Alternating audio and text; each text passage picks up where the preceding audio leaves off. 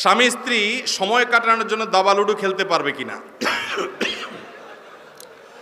দাবা খেলা এটার ব্যাপারে হাদিসে পরিষ্কার নিষেধাজ্ঞা আছে। স্বামী খেলুক স্ত্রী খেলুক যেই খেলুক সবার জন্য নিষেধাজ্ঞা সমানভাবে, এটা জায়েজ নাই।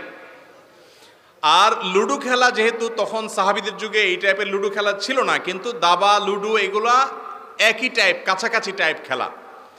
এই ধরনের খেলা নয়, বরং স্বামী স্ত্রী খেলবেন হলো শারীরিক কসরত হয় এরকম খেলা, যেমন কুস্তির কথার কথা বললাম, কুস্তি না, মানে শারীরিক ব্যায়াম হয় সেরকম খেলা।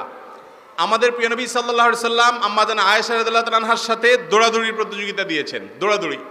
নবীজির শরীরে 40 জন জান্নাতি যুবকের শক্তি ছিল, তিনি অনেক শক্তিশালী মানুষ ছিলেন।